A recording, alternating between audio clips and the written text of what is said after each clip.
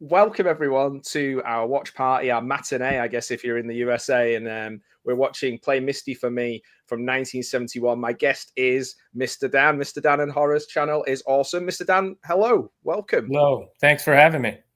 Oh man, I invited you because I am obsessed with you, and I am going to stalk you, much like Jessica Walters. like Bad Ronald or something, you know. Yeah, that's it. You got to watch out for me. I'll turn up wherever. You'll be having a meal with somebody, and I'll be like, "Who's this? One of your whores?" So, we were just talking before we went on air about how this is a strange film for both of us in the sense it's made in 1971, but we both watched it relatively recently. I think both within the last couple of years. Is that right for you? Yeah, that's right. And I remember being aware of it. I don't know. I don't think it played on what I would call regular television back in the day for me, but I was aware that it existed. And then when Fatal Attraction came out, it was mentioned quite a bit. Yeah. And I did enjoy that film. I saw it several times in the theater. I even saw it on a special showing in college. And I don't know. I guess I just thought this would be like almost like a early Clint Eastwood, like a curiosity piece or something. And I don't know why I kind of slighted it. And, you know, once I started sort of collecting physical media, I've been making an effort to collect his entire filmography.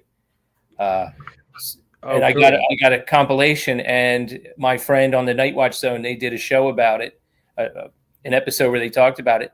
And I listened to most of it, but I didn't want to have any spoilers or anything. So yeah, I said, you know what? Now's the time. I watched it, and then I went back and listened to the rest of their episode. And man, I was blown away just overall how good of a film it is.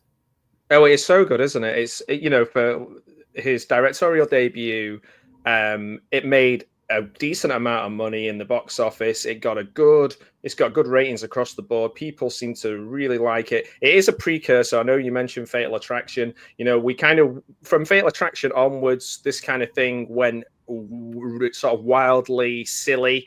You know, people were like, well, we boiled a bunny. What more can we do? Let's go crazy. So this one, I think, is more grounded than that. Yeah. Obviously, it's got a great central performance, obviously, by Clint, but also I think Jessica Walter is outstanding in this. She did get nominated for plenty of awards, Golden Globe nominations. This was her first big leading role. She's done other things before, but I just think that this is an outstanding performance by her.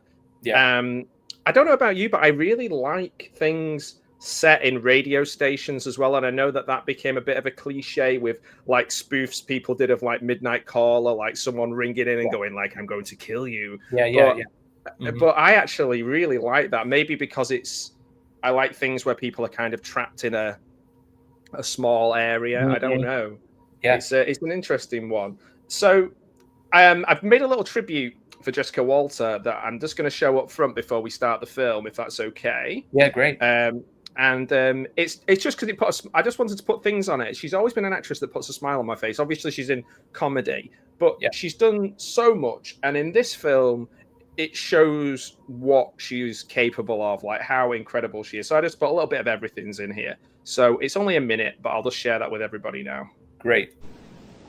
Jessica Walters, take one. Hey, no S on the name. No, Walter? Yeah. Terrific. Jessica Walter, take one. It's our family. Bonjour. How do you do? Hello. So this is your business lunch? How's business? Week? Get out of here. It's not that I mind you being a bastard, but do you have to be such a tasteless bastard?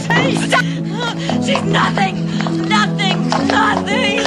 Where to? I love you. I did it because I love you. Don't you understand? I love you. Whore. Good for her. I knew it! I don't know who that is, and I don't care to find out. I don't have the milk of mother's kindness in me anymore. And speaking of lame, my code name was chosen at random by the ISIS computer. Random? It was your dog's name. Oh, Duchess. Bet she's freaking out right now. Oh my God! What shade is that? Crack hole red? Oh man, what she has given us so much over the years. I Arrested Development, an archer, but like the juxtaposition between this and those couldn't be any further apart. Really, she's really scary in this film. Right. Yeah. But I don't know. A lot of comedy actors and actresses, they could segue into that sort of unhinged area rather easily, because sometimes their comedy can be a little manic, Yeah, that's true. That is true. There's definitely I mean, it's obviously the thing people say, oh yeah, there's a dark side, when the laughter stops and all that kind of thing. But for example, a recent comedian I really like, and I think there's a darkness there, and I feel he's gonna go. He's Kyle Mooney. No. So he's great. He did this one called Saturday Morning All Star Hits, which is kind of like a spoof of like 80s kids TV. He's recently done another one which is set in the 90s. I think Fred Durst is in it. But I always feel like he's got that little bit of darkness to him. I guess Tim Robinson's similar. There's a little bit of an edge there. Right. I'm not that up to date with really super modern comedy, but I do always, like you say, I think that is a good point, that if there's that kind of manic edge, you can really go. I mean, obviously, somebody like Richard Pryor was a really good actor. Like Blue Collar. If people don't, if people doubt his acting skills, Blue Collar is one to watch, because that's a powerful film. Yeah. So just before we get going on the film, let's just quick check in with the chat. So Ash's Antics, hello, hey, how you doing? I'm saying hello there as well. It's me. Skeleton, hey, nice to see you. Mr. Dan and Horror, that's good to see him. He's a great chap. Liv, got to make some lunch saying hi. That's good. And yeah, Lucille, and Lucille too. I have a soft spot for Lucille too. She was a star. Yeah, she was a star. So should we get going on the film? Are you are you synced? So what I'll do is I'll put a countdown on the screen, and then probably knowing me, an advert will start on mine. But let's see what happens. Let's go.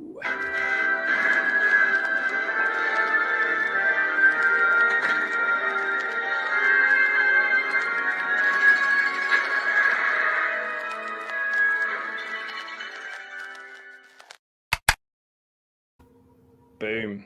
Okay. And I get the Ring of Death straight away. But no, we're okay. We're okay. So I'm getting a Universal logo at the beginning. I don't know if is that the same for you? I'm just a couple seconds past that. Oh, okay. So just keep going. Yeah. So we go. We're watching this beautiful landscape as we fly. Yeah. Now this would be a drone. This wouldn't be a helicopter, would it? Yeah. Right. Yeah. This is probably. Sometimes in some of those films you would see the shadow of the helicopter even, but yeah, you'd see that. I remember like being more noticing helicopter stuff more because I was a big fan of Magnum PI, and I remember in one of the episodes there was like a dedication to one of the pilots that had died when they were filming it, and I was like, oh wow, that's really dangerous. So then every time I saw a helicopter in a film, I was thinking, oh, I hope they're going to be okay. Oh yeah, jeez. Yeah, I always think that, and the more you read about movies, the more you watch action movies and then read about them, you're like, oh, Delta Force 2? Like that was multiple people got killed in that film, and the actor John C.P. Ryan got seriously injured. I mean, it's scary stuff. Yeah, like Twilight Zone, the movie, and that's oh my word, that's the saddest one of all. Because oh my word.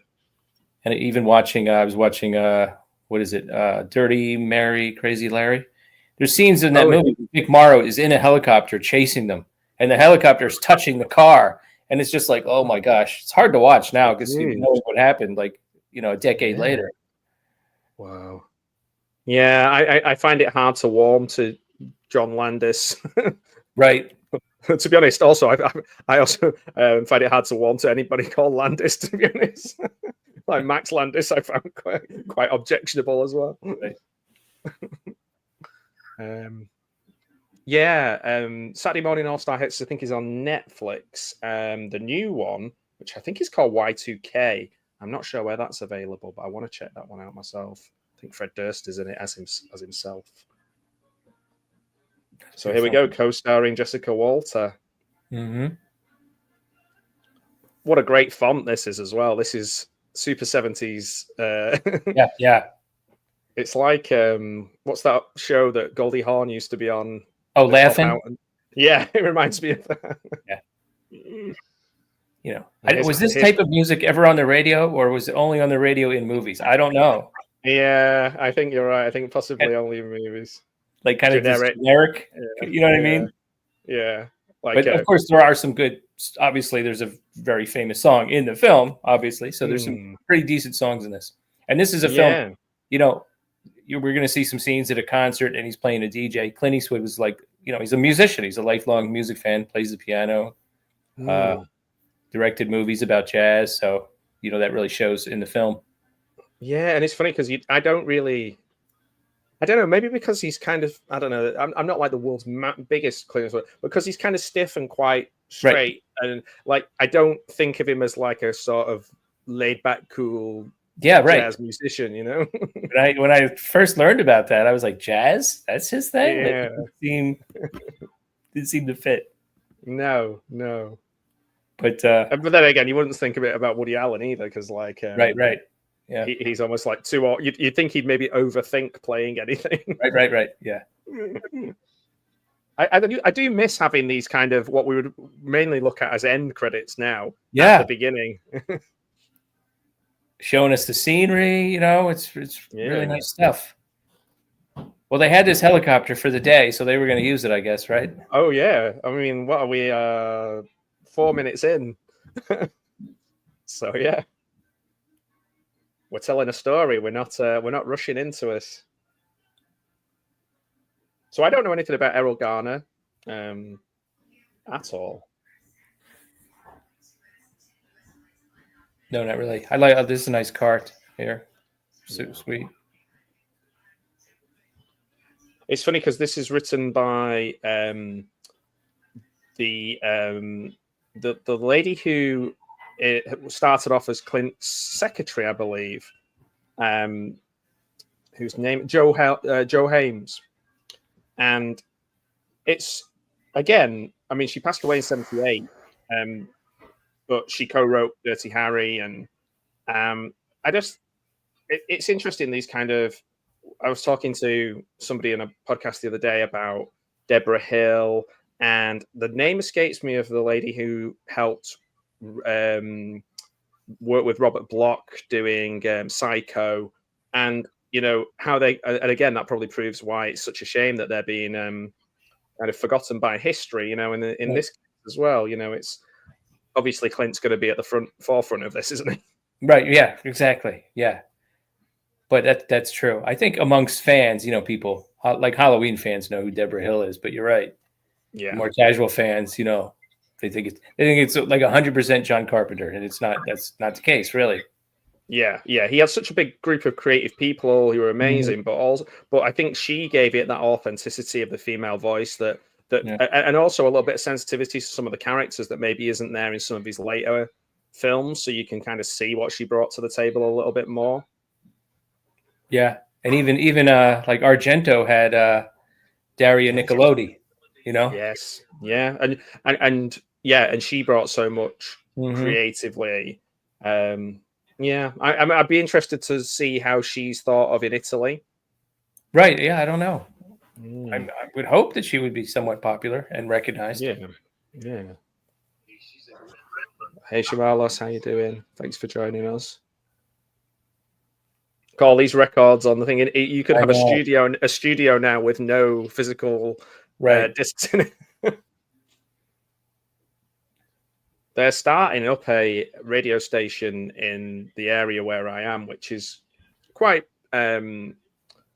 unusual because we're in the middle of nowhere, so it's kind of like right on the coast of Cumbria, and they're opening like a new digital. I think it's called literally West Cumbria Radio or something like that. And they're looking for people to kind of go on it and stuff. And I was thinking to when I was a kid and how much I used to love taping things off the radio and pretending I was a DJ or recording my records on tape. And I was like, oh, this, if I wasn't, working and doing stuff, that'd be like my absolute dream. Oh yeah. I remember you would get like blank tapes and record things and insert yourself in there. Yep. Yeah. I did all that. It's funny though, because I remember listening back and thinking, do I sound like that? This little whiny kid voice, like. Yeah, I've never liked the sound of my own voice when I hear it back. No, I'm not a fan of mine either. Always throws me off. Yeah. So this is the first time Misty's this is the first time the request for Misty has come in, and his friend has said, "Well, here she is again," Right. So we're already getting a backstory. Yeah, and that guy James McEacham, he's still alive. Oh, cool. He had an uncredited role in Coogan's Bluff, and then he would show up again in I think it's Every Which Way But Loose. Right. Oh, wow. So he's 94. Yeah. So he's making my dad look like a youngster. My dad's just 90. So wow. Yeah. So he was in the Korean War as well. Yeah. Wow. I actually made a post about him last Veterans Day, I think. Oh wow. Oh, yeah. Cool. On Instagram. Yeah. Oh, that's nice. I think maybe that might have been predates my time on Instagram, which essentially is just me and my dog. Right. Yeah. So there's lots of jazz musicians. I do like jazz. I like having jazz on in the background when I'm working. It kind of keeps me working at a pace. But the only one I've heard of who's in this, other than Roberta Flack's music we hear, is Cannonball Adderley. I've heard of Cannonball Adderley. Okay. But other than that, and I think he was a saxophonist, I think. Okay. And I just like the name, so maybe that's why it's stuck. Right. Yeah, that's probably stuck with you. Yeah. Anybody who's called Cannonball. So here's the counterpoint. I'm not a fan of this one. Jessica is annoying. What? Gareth. Do you know counterpoint? It's like Kentucky Fried Movie, where they do the point counterpoint, and she just goes like and sticks her middle finger up at him. So there you go, Gareth. That's my counterpoint. Yeah, Gareth, you can go watch an El Santo movie, Gareth. It's fine. We don't... You listen, if you want to go watch a WrestleMania. But of course, this is Don Siegel as the bartender. So I'm not that familiar with Don Siegel. Yeah, maybe once you tell me a little bit about him, I might know. Well, he's the director of Dirty Harry. Oh, okay. He directed Invasion of the Body Snatchers. Right. Lots of TV back then. Just Escape from Alcatraz. One of Clint Eastwood's two mentors, as far as directing goes, with Leone and Siegel. So it's kind of cool. It's kind of cool he stuck him in here in a cameo. I've not yet. I've seen Dirty Harry, and I've seen say the Deadpool. I've seen really strange ones. I've seen. I really liked Heartbreak Ridge. I've seen as a kid. I really liked. Philo Beddoe was what was it? Every Which Way, at least Every Which Way You Can. Yep. Mm-hmm. What else did I like of his? But I found what's the one? Gran Torino was a bit grim, a bit miserable. But I don't think the ones that I watch of his, I'm not as encyclopedic about remembering stuff. So yeah, I just remember funny little things like Jim Carrey turning up dead in the Deadpool and and things like that. Yeah. I'm so glad that people he worked with people like that, because then when they would have those roasts, it was obviously he worked with Don Rickles years ago, on Kelly's Heroes. So that's always somebody you want to have to show up to roast you. But the fact that Jim Carrey was able to show up and do a little bit was hilarious. He did Hang 'em High's Clint Eastwood, isn't it? I seem to remember. Really like that one. I think I used to go on holiday to the countryside, and the lady who owned the caravan that we were in, she just gave me a load of VHSs with films on them, and one of them was Hang 'em High, and I was like, "Oh man, this film's awesome! This is so good." So I went through a real cowboy phase. Yeah, I did. Yeah, I did the same thing with the spaghetti westerns first, and then with any other western with Clint, Hang 'em High. I'll think of it in a minute. High Plains Drifter, and then when when Pale Rider came out, I remember I didn't see it in the movies, but as soon as it came on cable, I watched it. Yeah, there's some. I mean, for me, it was a bit of a strange one because I remember being really into, as probably too young to really understand anything about it, but Butch Cassidy and the Sundance Kid. Yeah. And then from then on, I was like, I'm going to watch. I used to watch Bonanza. Me and my granddad used to play Bonanza together, and I was Little Joe and he was Big Hoss. So that was something that like stuck with me for a long time. And then Young Guns really awoke. Like I must have watched Young Guns 25, 30 times. Oh yeah. I just loved that film as a kid. That one in the sequel, we rented those all the time, and all those actors at that time were hot, and it was actually kind of cool, like to see younger actors doing westerns. Yeah, it felt really like cool and vital. Yeah.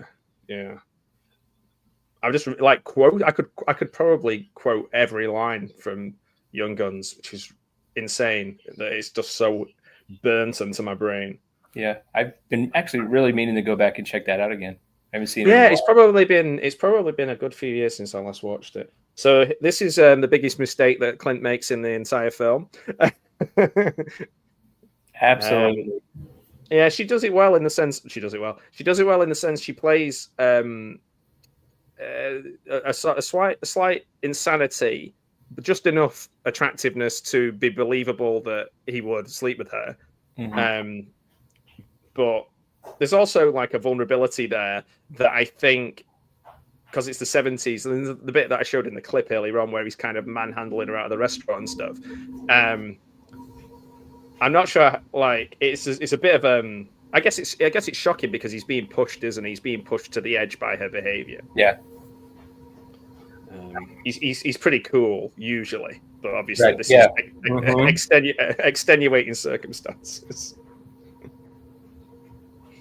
I'm not sure about her hair in this. It's a bit like she's cut it herself. Yeah, I know that they had a lot of discussions about her wardrobe and her makeup and everything, and I think Clint wanted her to just essentially look and dress kind of average. He didn't want her to go out of her way to make herself look like a vamp or something. Yeah.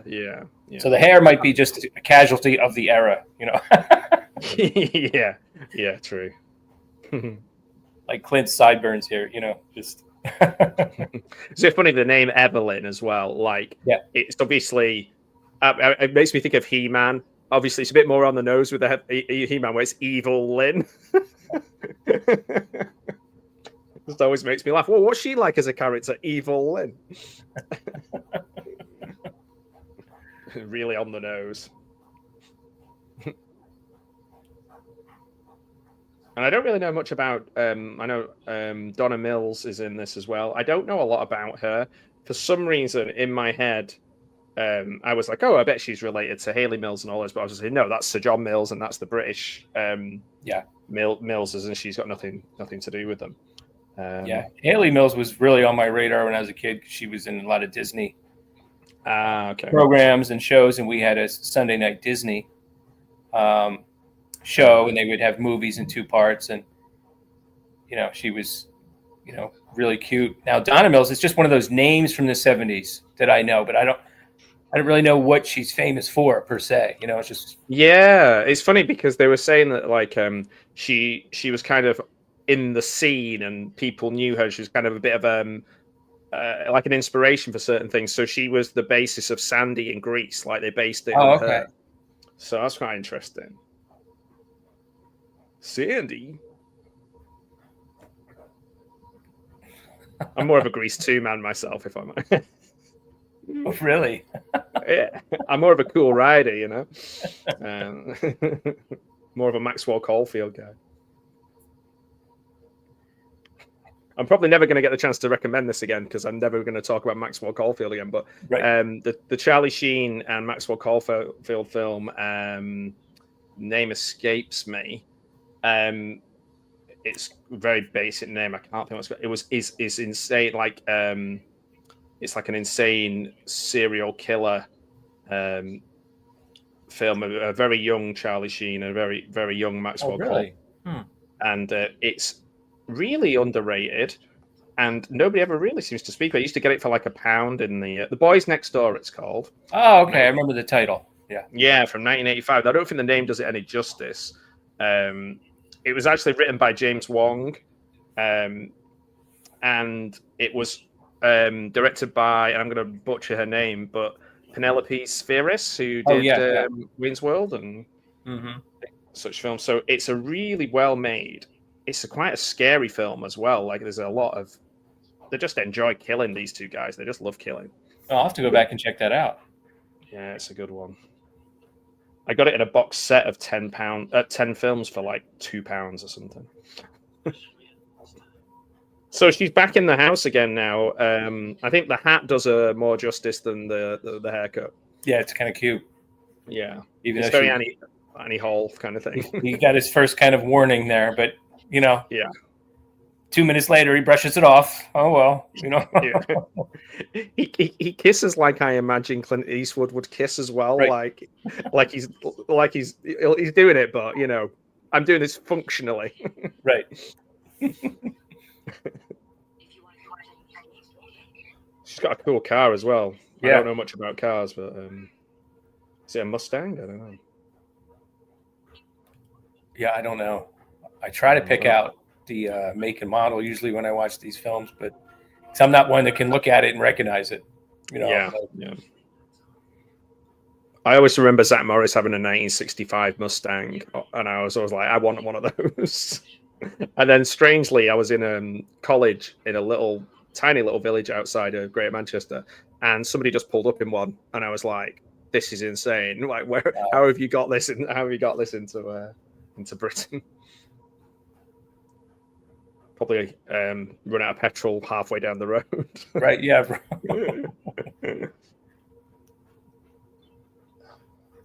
It's great. It's a great set for this as well. Like it looks so cool, and like you say, they're really getting the most out of the helicopter. Yeah. And of course, this is the town. Well, they've mentioned two towns. The music festival is going to be in another town, Monterey Music Festival. But I think this is filmed in Carmel by the Sea, which of course he would eventually become mayor of this town. Yeah. So the Monterey Festival, I'm pretty sure I've got a Van Morrison LP where he's playing there. Oh, okay. It would kind of make sense if it's jazz. Yeah.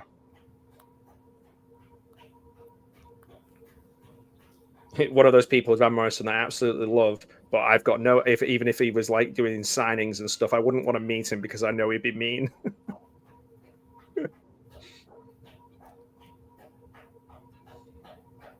You wouldn't. There's not a lot to date the film. Maybe some of the clothing, like obviously flares. Mm-hmm. But and so the cars we've seen so far were pretty like top of the line. Nobody's driving one of those gigantic station wagons the size of a battleship yet. Yeah, exactly. Yeah, and with the sunglasses and that shirt, it's almost the same kind of way that Damian Lewis plays Steve McQueen in Once Upon a Time in Hollywood. He's got like that same kind of like turning around and like sexy look, Okay. Yeah, I have that. I believe it or not, I haven't seen it yet. Oh, I love that film. I won't say anything about it because I want you to experience it. The only thing, I read the book and listened to a lot of the podcasts about it as well. And the one thing I will say is there's a podcast called You Must Remember This. I don't know if you've heard of it. It covers the story in pretty much the same way, but obviously the ending is different. Okay. And there is also something about that film where the book is. I bought the book thinking I really wanted to, but there's like some slight bit of animal cruelty in the book that put me off because I just can't. Yeah, but there isn't in the film. Oh yeah, yeah. I think today, they're really gonna. They would shy away from that as much as possible. Yeah. So this guy is doing your stereotypical 1970s cravat wearing, effeminate character, which is such a cliche, and it does place the film in its time, doesn't it? Like Theatre of Blood is another one like that. Yeah. Which makes me laugh when Vincent Price dresses up in the whole, hairdresser. It used to always be a hairdresser in the British films for some reason. Mm-hmm. Yeah, and I know we mentioned Argento earlier. A lot of his movies had a similar character.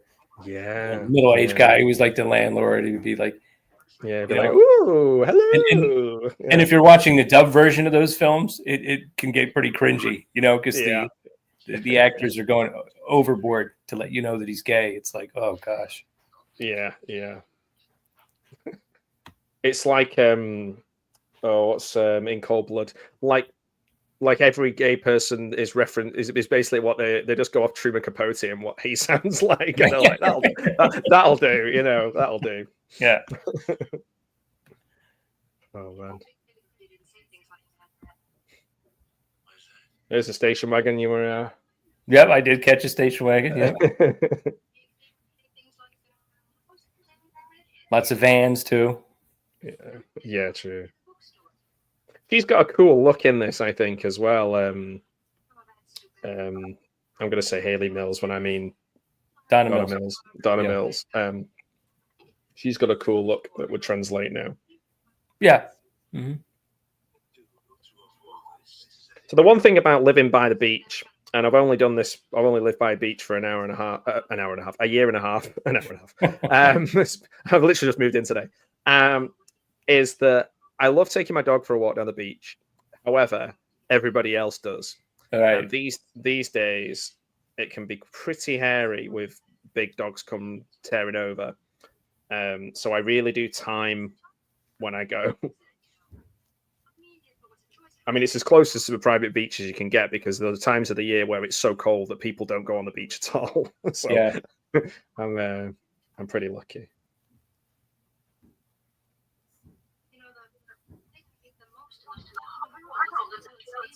Jealous female. Oh, well, we won't be seeing any of those. Nope.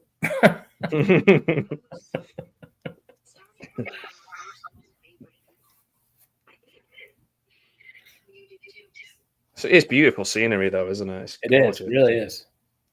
Here we are. Have a cigarette. I mean, there's definitely some. I've been to California a couple times. First time it was rainy. I mean, it felt like I was in New Jersey with mountains in the background, but the other few times the weather was pretty nice. Yeah. Yeah. Ooh, he's doing the glasses on the slight, looking over his eyebrows at her there. The monk of the month. Like that's a thing. Yeah, there's like a magazine, like where each month is a different monk, like a centerfold. Groupies.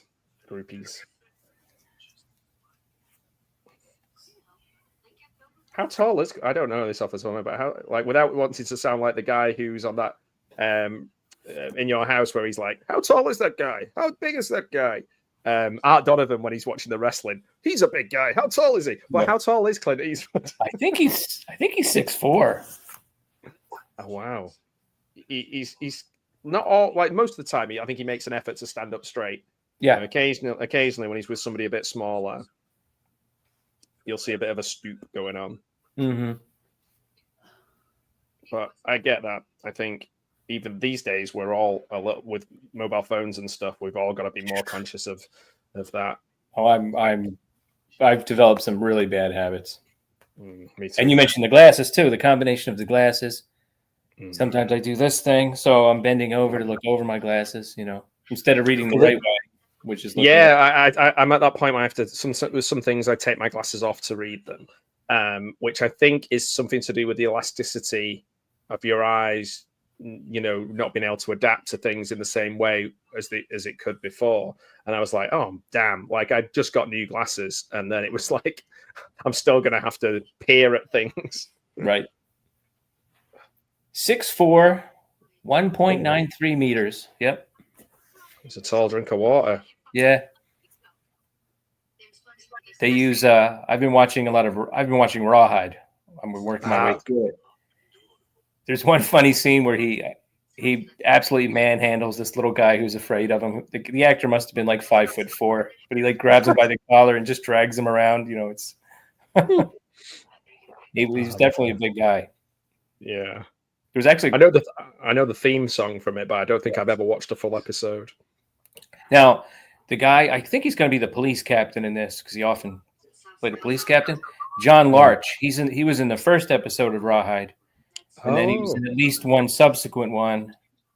And I know they actually ran into each other a few times, and they would talk about their careers. So, Clint's the kind of guy who would remember that, and like years later, he would cast you in his film. That's cool. It's funny.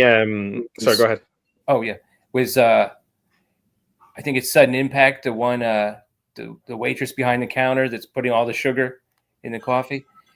That's Maria Cordray. She was in a lot of the giant monster movies in the 50s, but she wasn't getting much work at the time. And Clint was actually in the movie Tarantula as a fighter pilot. Oh, I've seen that. Yeah.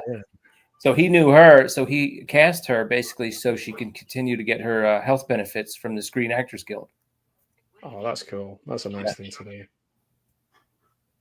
Well, there's a little references to that kind of era of cowboys film shows and TV series and stuff, obviously in Once Upon a Time in Hollywood. So I think you're going to really like it. I think it's going to be right up your street. Again, I mean, why haven't I watched it? I've got it. I've had it for a couple of months now. I'm like that. I have things that I just they're on my shelf and they might remain there for years. The weird thing about it as well, I thought was quite good. A lot of people talked about it needing an editor and it being very long, and that puts people off.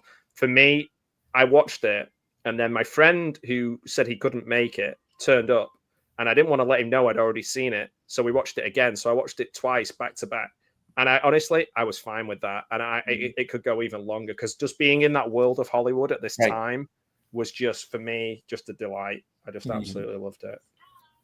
It's similar in a way to this because you've got that kind of there is a cool feel to this, right? It feels cool. So she just popped. She just appeared now. She's just here. Yep. Now he's got to have a voice in the back of his head that's starting to say, "This is starting to get a little creepy." Yeah. I wonder if she made that coat herself. Prototype bunny boiler.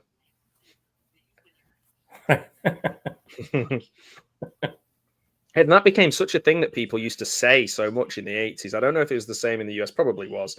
But like people go, she's a bunny boiler, she's a bunny boiler. Like you'd hear it. Bunny boiler. Oh wow. I don't remember hearing that phrase. That's hilarious. My word. We hear it all the time. Mainly comedians like doing impressions or like Saturday night TV. It'd be a good way of describing a kind of any woman who had a mind, I think, in the 80s. Anybody who spoke up for themselves. Come on, Evelyn. And there's a sort of behavior where he kind of talks to her a bit like she's a child as well. Right. Well, when she starts pulling stunts like this, I mean, she kind of is childlike, True. She's like, ha ha ha, we're playing, we're having fun, ha ha ha ha ha ha. And he's like, we're not.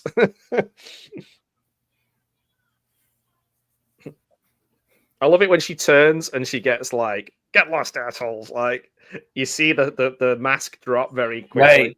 Right.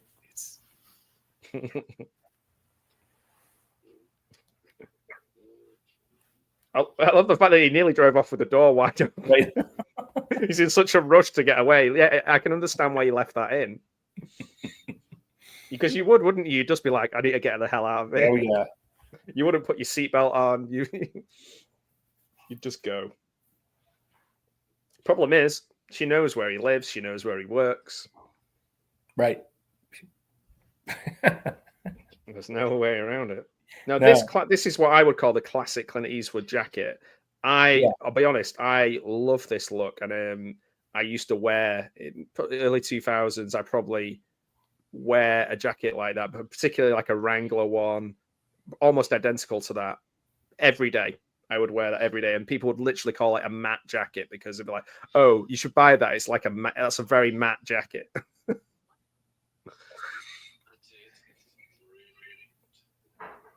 Oh, there we go. He still has the good look though,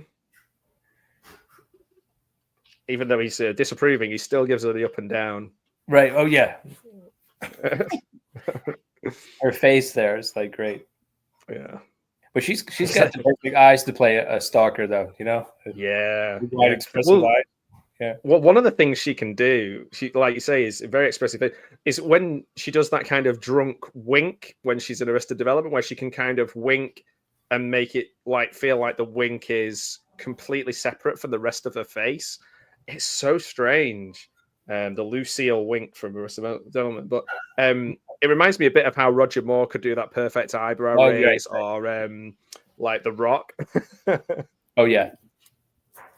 I can't quite do it. I don't think.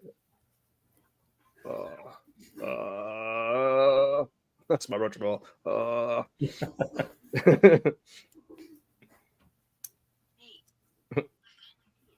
I mean, the other option. What is the other option than like kind of battling against this? Marrying her, Right. Like, he's got three options, I guess. Like marry her, kill her, or be incredibly mean and try and put her off. I'll get her committed, I suppose. Right. But, I mean, if you married her, like, what would she'd probably be like, "Oh, I'm just going to come to work with you today. Yeah, I won't be a bother. I'll just sit over here." Like. The size of that stuffed toy. Is that Snoopy? I think that is a Snoopy. Oh, I love Snoopy. I wonder if they had to get clearance for having Snoopy in the film. I've got my little Snoopy here. It's obviously not as big. Right, right. He's practicing Tai Chi, I think. Oh, that's pretty cool. I don't even know where I got that from. I've got a Snoopy money box that I had when I was a kid. That I did actually have all my pennies in it. And because my dog used to, I had a Jack Russell, white Jack Russell. He used to always sleep on top of his kennel. And obviously Snoopy, well known for sleeping on top of his kennel. So my grandparents got me this amazing. I think I've still got it. Here it is. I must have been about 4 or 5 years old. So I've got this amazing Snoopy money box. Oh, that's pretty cool. Yeah. Yeah. I don't know if it's got any money in it. No money in it. If it did, it probably wouldn't be legal tender anyway. I keep it next to my my puzzle box. Oh, you're Snoopy has such sights to show us. right. Easy for me to say.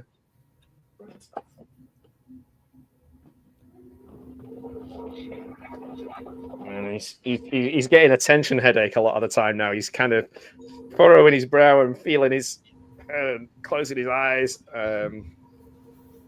Squinting more than usual, right? Yeah, exactly. And there was a poster for Monterey Jazz Festival there as well. Oh yeah, okay. I'm trying to uncomplicate my life. Yeah, you've not done a very good job. Oh man, I love Toby's hat.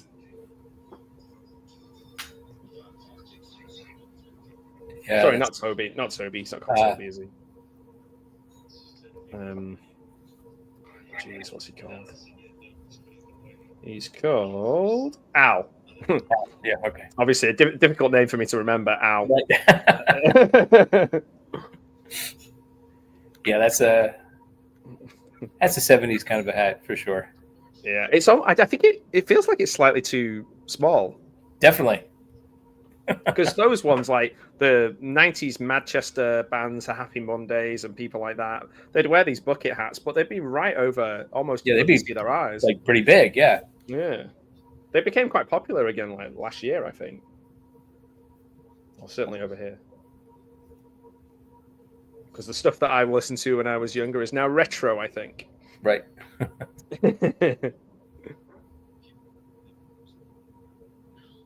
Play Misty for me. Do it. Mm-hmm.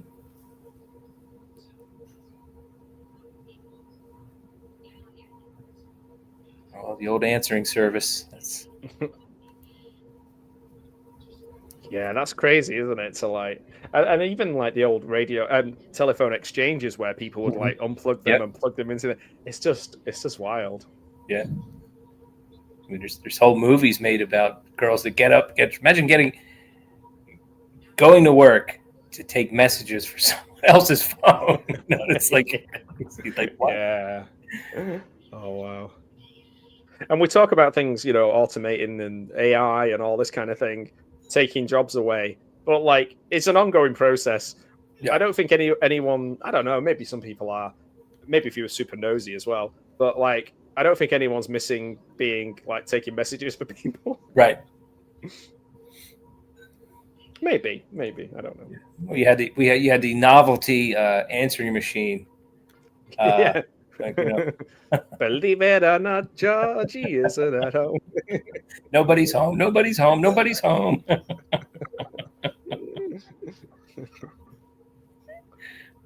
Yeah. For those lonely lovers. I'm not sure. I think he would make a good DJ. Yeah. But yeah, you'd have to be like in a chilled mood. You're not going to him for like, exciting pop hits. Right. I Yeah, can actually see him more doing like the night shift. Yeah, Like maybe. Totally. We had one in Manchester called The Quiet Storm. And it was always like, just people would ring in, but in the background you'd hear like, lightning and thunder and that kind of vibe. There he is. He's got the classic jacket on again. Keep you warm, though. That sheepskin will keep you warm. What a man will go through for a hot pastrami sandwich. What a line. Right. I'm sure there's a joke there somewhere, but I'd be too. I'm not that uncouth.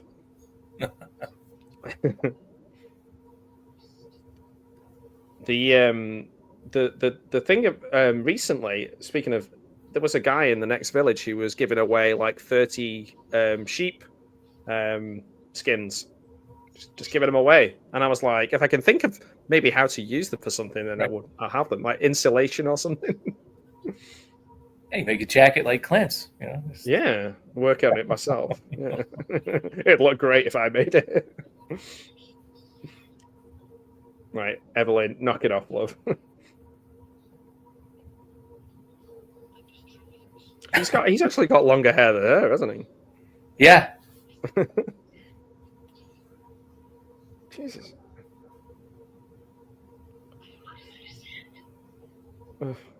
You don't love me anymore. Well, technically, I never said it in the first place. Anymore.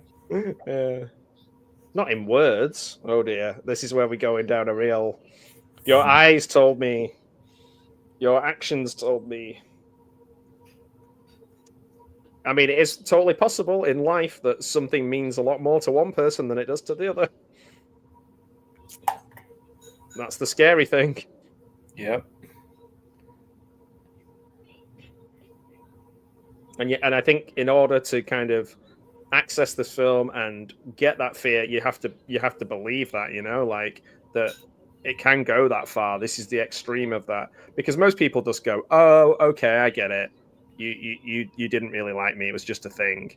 Right. But then there is that group of people who you possibly shouldn't have got tangled up with them. Right. For sure. And this is that one. She uses the word bastard a lot in this. And in fact, I wonder if it's improvised, because she uses it in a lot of other things as well. Oh, does she? Yeah. I don't know. This makes me laugh. She says it well. Yeah. Who is it? I always get her mixed up with someone else. Susan George in Pieces, that has that infamous line, "Bastard." It's always in the clips of like bad line readings. Yeah. Oh man, she's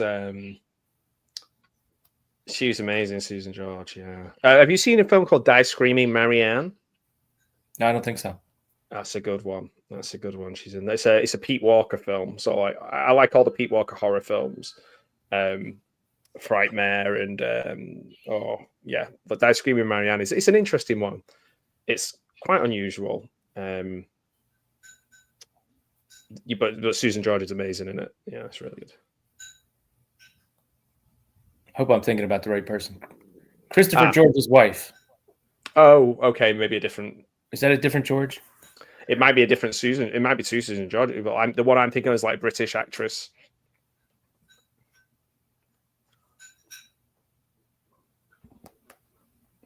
Hey, Kayla, thanks for joining us. Linda Day George. I always do that. I always do that. Always do that. Thank you, Kayla. And guys, make sure you go over to Mr. Dan's channel. I've just been watching your haunted house video earlier on. Oh, yeah. My friend is writing an article for a magazine about haunted house movies, so I sent it to him. That's pretty cool. Yeah. Yeah. I've been surprised at, like, I had a couple pop into mind, but when I watched, there's about 4 or 5 other people doing the same challenge every Thursday.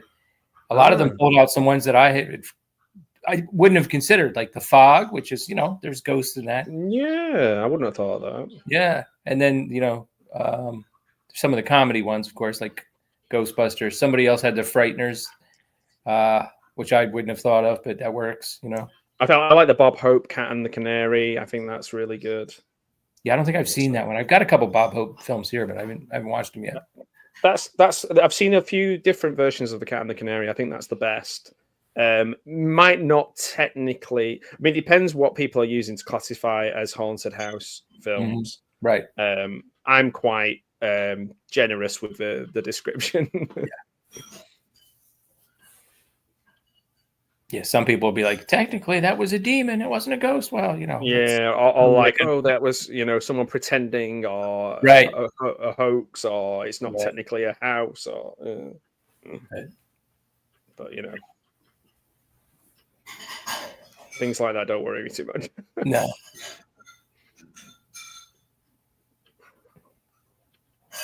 It's funny when you think of him in like Any Which Way But Loose and loose. Yep. Loose. And Any Which Way You Can. I always think of him punching people and that lovely punch sound. Right. Like. Could it be I made a boo boo? The most threatening use of the word boo boo ever. It's very childlike. She plays it very childlike. Yeah, right. And that makes it really uncomfortable because he's obviously had his wicked way with her. And she is vulnerable, and she has got issues. Right. In a way, he kind of has to play it clever, I think, if he wants to get this. But he's too much of a blunt instrument to play it clever, I think. Right. Yeah, exactly. Yeah. He's not got the patience to kind of talk her down. Mm-hmm.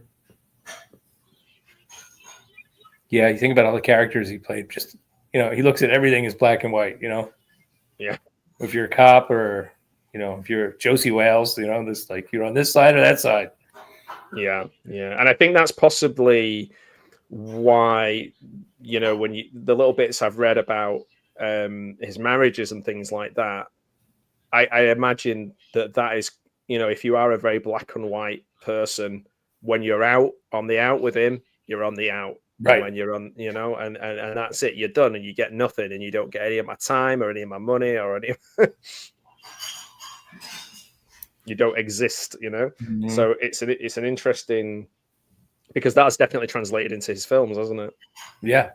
But also that can be a positive because, like you say, if somebody's done something good for him, he remembers them and puts them in his film. Right. Or, right. And as far as like working with him, like there's a famous story about Scatman Crothers when he was doing Bronco Billy with him. He apparently almost broke down and cried because he had just come off of doing The Shining with Stanley Kubrick. Oh, blimey, yeah. We went from doing like 60 takes to 1 take. Yes. And he was like, "What do you mean that's it?" And he's like, "Yeah, next scene." And he was like, Thank you so much." like. Yeah. And in this film, really, like knowing that his filming style was like just to keep things moving. It's really amazing how it really falls on the shoulders of him, and mostly him and Jessica Walter. They really just nailed it. And stylistically, it looks great, and it's edited really well. The music works really well. yeah, considering like the Kubrickian approach to kind of almost drive everybody into madness, or even, you know, borderline make people, like you say, almost suicidal. Right. It's the complete opposite. But this comes across as a really well made piece.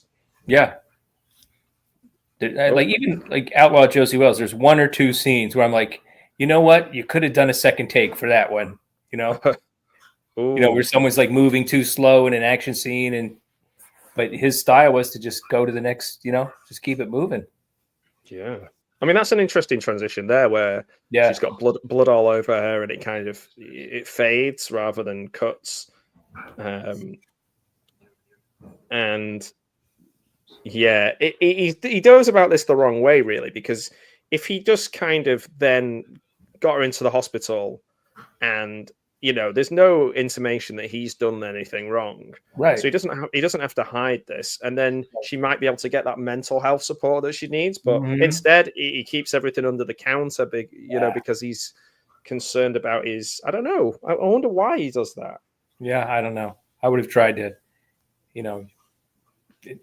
get somebody in. Yeah, you can go to the hospital, get some sympathetic people to talk to, Yeah, I guess it's because the film would be over. Right. It's like 48 minutes in, so yeah. But we needed like that thing to kind of escalate the story. So right. We're just over halfway, and she has to do something worse. Not necessarily to herself, but she has in this case. Now he's caring for her and making her love him even more. Yeah, and that's the thing. Now he's stuck with her in his house. You got Clint Eastwood bringing you a tray of soup. Right. This is not something you see in many Clint Eastwood movies. Yeah, I wonder how many like breakfast in bed he's delivered in his life. Yeah. Probably not that many. I brought you a little soup. Wonder what kind of soup it is.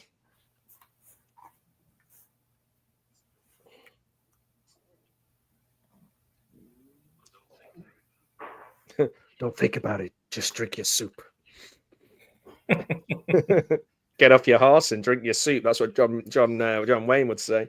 Right. That was more like the voice tone he would use in like Outlaw Josie Wells or something. Yeah. Speaking of John Wayne, I watched Brannigan the other day. Oh, that's fun. Yeah. Where they have that big fight in the pub. Yeah. Oh my word. They really go into like the comedy. I didn't know it was going to get that goofy. The one guy just keeps getting punched in the face, and oh my word, it's like that in every pub. Yeah, it's like every Friday night. Ye olde English pube. Yeah.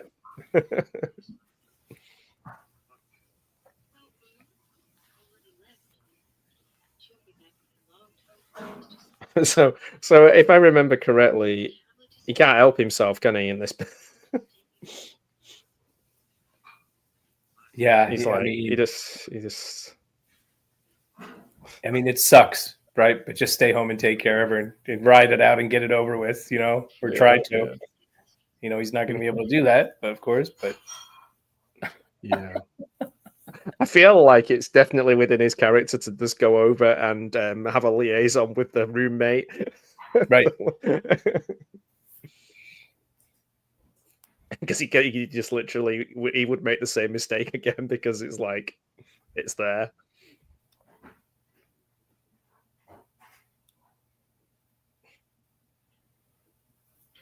What's going on now? What's she doing? The subtitles say panting. Yeah, I've got murmuring. She's on a night terror.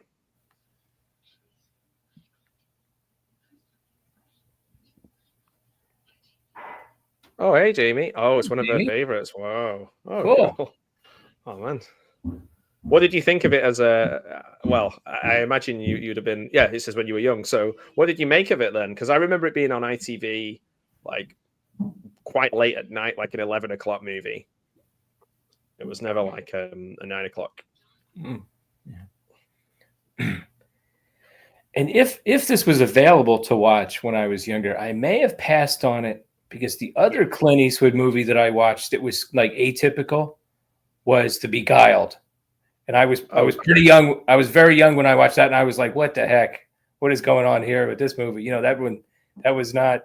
I knew it wasn't going to be what I expected, but I wasn't really prepared for what it was either. You know, my young mind was trying to wrap my head around it. You know, it was threw me off. Well, So I know what you mean. I found Heartbreak Ridge a bit strange because it was modern, and a lot of like war films that I'd watched were like The Dirty Dozen and things like that. And I was like, oh, this is like pretty recent, and it's about a thing I'm not that aware of, and a lot of it's about training and wacky recruits and like a kind of not Bilko, but like a group of and obviously then the last act is very different because they do go into conflict. Yeah. And I thought that was quite an unusual Clint Eastwood movie.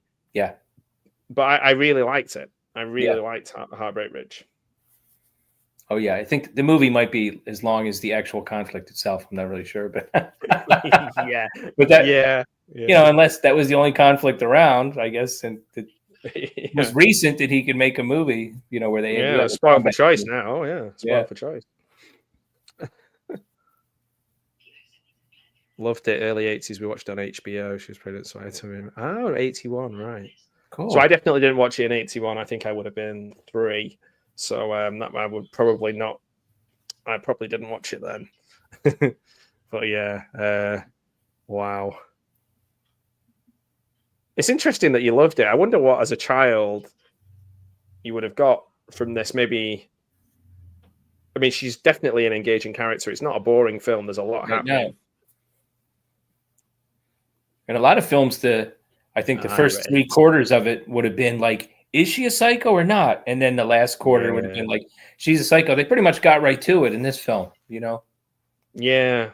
I'm interested in what, if people watching it now through a modern lens, whether they'd be more sympathetic to her. I was quite sympathetic to her anyway, I think. But I was just laughing because she just said any other juice heads around. She's got like a little Red Riding Hood thing going on here. Yeah. What beer is it he's drinking? Is that Heineken? Oh, I don't know. I missed it when she held it up, but come on, Clint, you can do better than Heineken. Yeah. It's like a nice giant picture of pig there as well. Yeah, it's a strange choice. It's just, the interior is a little odd. I wonder if it's because he's like supposed to be a male chauvinist pig. Yeah, I don't know. People were saying that a lot of the time as well, weren't they? You're a male chauvinist pig. Right, that was the thing back then. Yeah. Maybe someone in the production snuck it in there as an in-joke and he didn't get it. Who knows? Yeah, possibly. Yeah. And the thing is about that, I always think like, what is it that's so chauvinistic about a pig, like the creature itself? Like the pigs are just going, "Hey, I'm right. You know, I'm just living my life here, man. Gonna roll in the mud. I don't know." Yeah. It's a strange one. Certain animals go to certain insults for some reason. Yeah. Madge Brenner. This makes me laugh really how she instantly, like, obviously I'm skipping forward a little bit, but when she sees them, it's very, very clear this is a business breakfast and he's not like chatting up this lady, you know, she's not his type. Yeah. Yeah, I mean, really, like, why would your mind go that way? But It's telling me not to become obsessed because that makes you crazy. Yes, and that is a very, very important lesson, I think, as well. And also, I think it teaches us that maybe people's brains work differently. So, what might not be that important to you is everything to someone else. Right. Yeah. Oh wow. Yeah. There's tread carefully with people's hearts. There was a really good French movie with Audrey Tautou. Is that her name? I think. Where some guy is like being stalked, and then it turns out you learn at the end the whole thing is he got some flowers for his wife, and he just passed this woman on the street, and because he was in such a good mood, he just said, here's a rose for you. Oh, and then she latched onto him and started calling his he was a doctor, started calling her practice, and he was stalking her, and I think they told it from a different point of view, so you didn't know that to the end, but it was like it was like you thought maybe there was some backstory, but there wasn't. Yeah, with the wrong person, like, wow. Might not take a lot. Yeah, one flower and you're off to the races.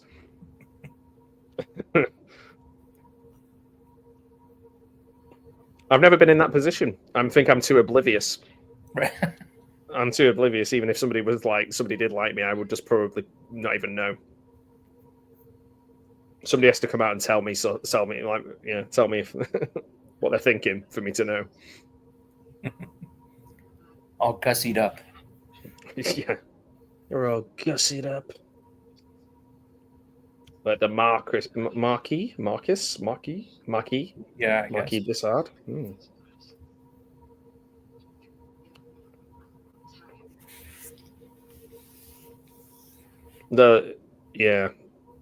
She's not happy with that. Nope. So what have we got here? Is that salmon? Does that look like salmon or lobster? Looks nice. Yeah. Carrying on. I can eat salmon, but I can't eat lobster, so it's quite important for me. Shellfish makes me really, really ill. So I only found that out after getting really, really.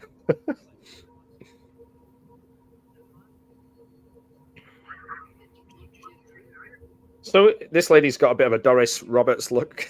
Yeah. Yep, with the hair and everything. Mm-hmm. There's nothing better than having like a nice outdoor lunch and a nice cold beer. Mm-hmm. Oh my word! She's brewing it, and she's just there. Yeah. See, be kind to Senior Citizens Week. She's so catty. Yeah. You tasteless bastard. You couldn't get laid in a lumber camp. What a sentence. A lumber camp. I'd say lumber yard, but I don't know. Lumber camp sounds like we're going off to like summer camp and learning how to chop trees down. Yeah. In the car we go.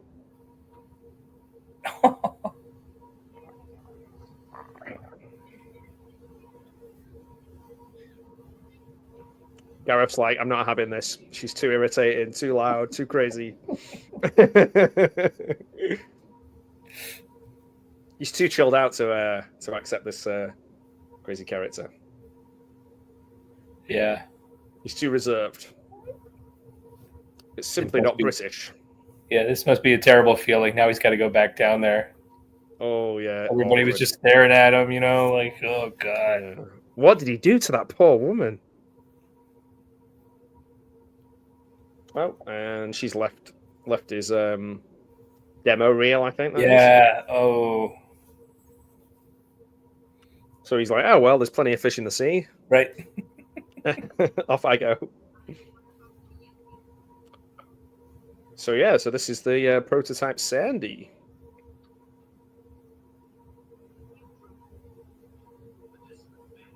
I'm drunk, no, but that's not a bad idea. I'm gonna start using that. Are you drunk? No, but that's not a bad idea.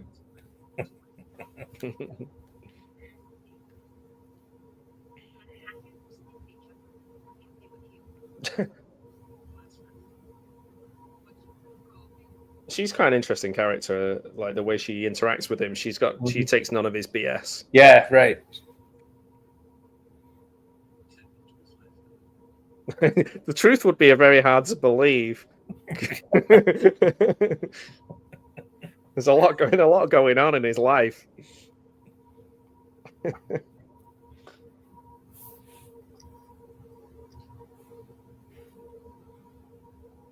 Nothing a walk in the woods can't fix.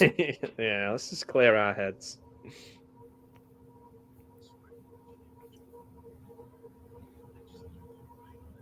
Oh man. So I mean, there is that way of thinking where he could have just let her bleed out. But that's a bit callous and cold, isn't it? Oh my word. Oh, That is a lot of work's gone into that amount of trashing. yes. Some Thinking, trashings are pretty lazy, just a couple open drawers and Yeah. everything. This is a true trashing, like 100%. Yeah. And she's thinking, I've got to clean this up. right. That's just like, forget about who did it. I got to clean it up. This is my job. Oh my word. But then for a second I thought that was going to be Jessica Walter. that's statue. Right, your legs. She's going to go.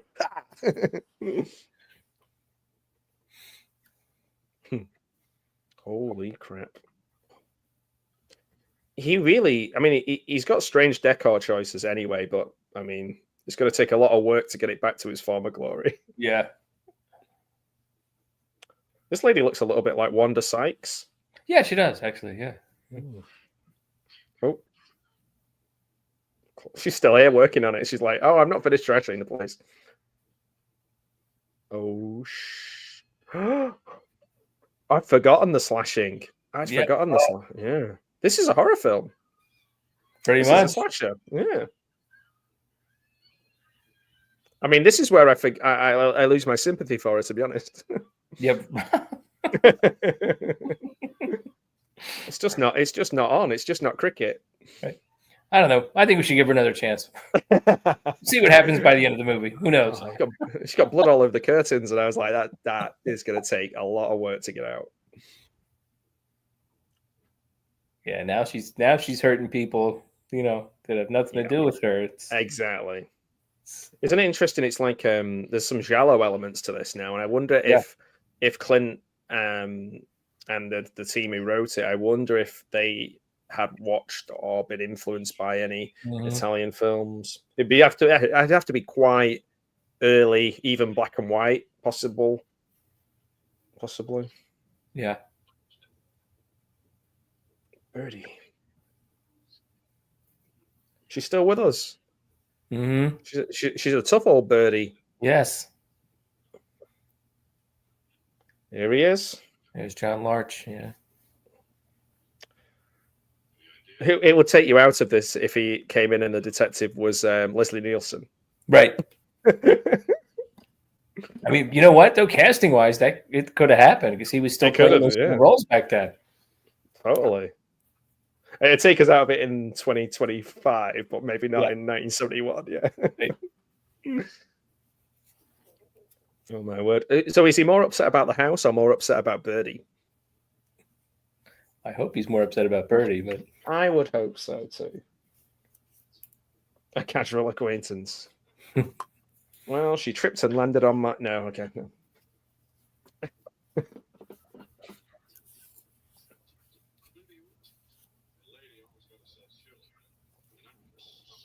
of course, John Larch was also in the classic Twilight Zone episode "It's a Good Life" with Bill Mumy.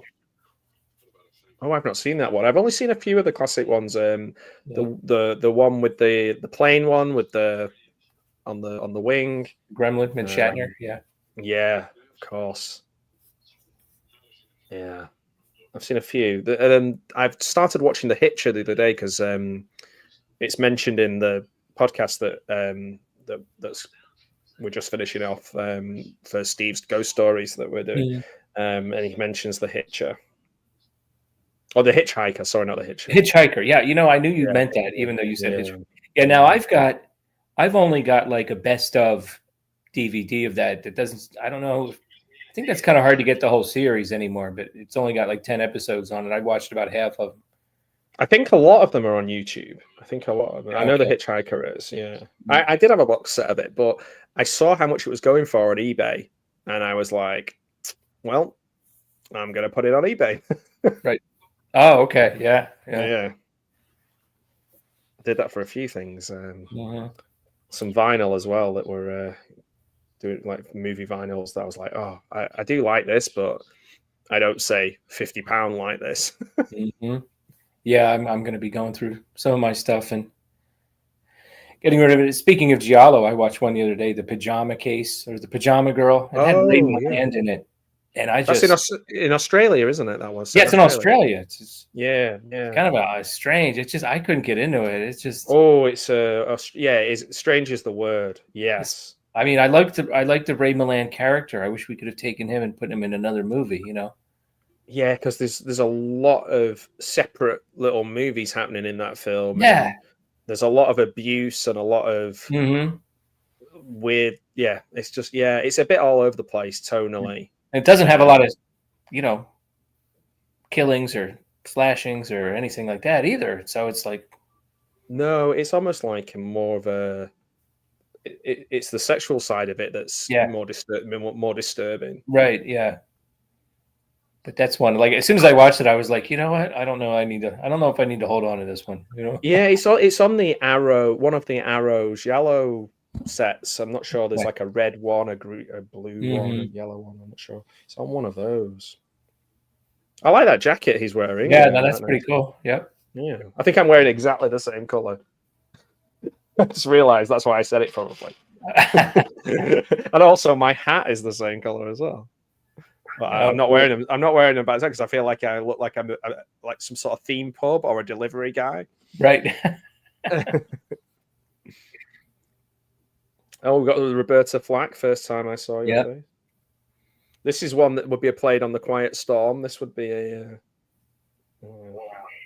dedication to some lady.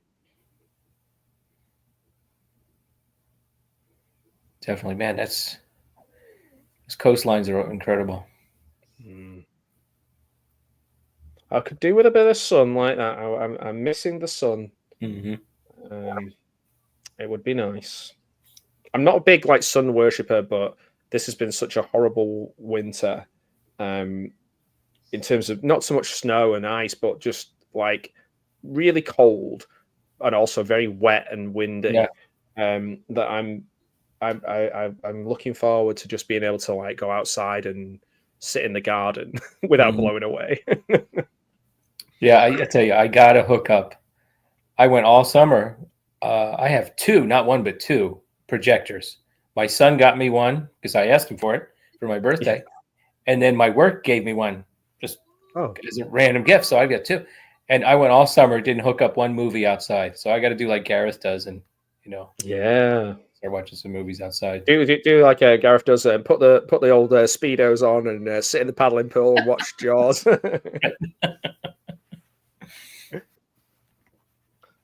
They're pretty much playing the whole song here. Pretty much. Yeah.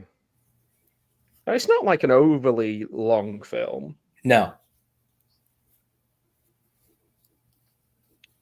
But yeah, this is. I mean, the beginning's 5 minutes just before we even meet him. Right. And then this is about 5 minutes. Obviously, Yeah. this is, I think, quite important because he's finding real love. Yeah. He's realizing like now he knows the difference. Now he's like, okay. Yeah.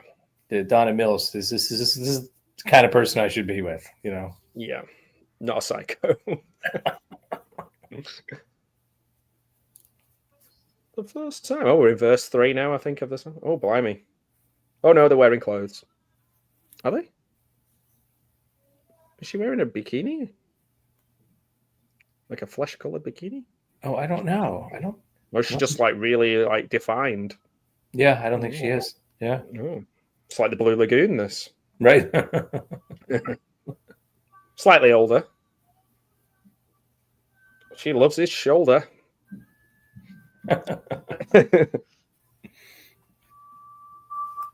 And considering it's an R-rated film, isn't it funny how we've had a slashing and we've had some pretty grisly stuff, but the American censors very much anything sexy, no thank you. Violence, yes, yes, please.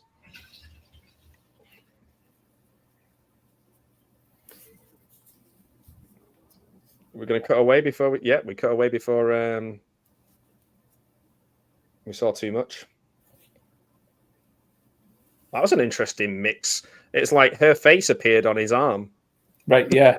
That's a bit strange. Dissolve. They're like Adam and Eve here. Yeah. He's gonna go and grab himself an apple in a minute, I think. It really is the whole song. This is insane. Yep. That's a nice view, though.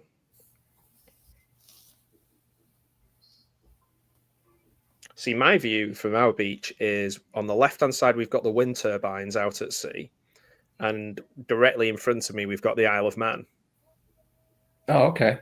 So on a good day, you can see... Oh, really? The Isle of Man. Yeah. Oh. And then on the other side, we've got like a mountain head that comes out. And behind there is a nuclear power station. Okay. So you've got a bit of everything. Right. There we go. We've got some jazz. Mm-hmm. Quite jarring change from... Yeah, it is. It is. Very tender. Mm-hmm. Leave a tender moment alone. Yeah, he must have had a lot of fun filming here, just knowing his love for jazz music, you know. Yeah, he probably chose who he wanted to... Oh, whether it was just coincided with the actual festival. I can't imagine they set up a fake version of the festival. Yeah, no, I'm pretty sure. Yeah, I'm pretty sure they planned it so they can film during the actual festival. Yeah. Yeah. I believe it's still going as well. So.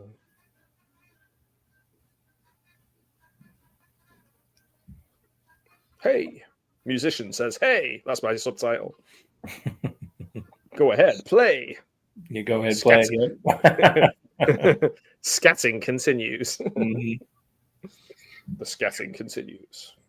After this.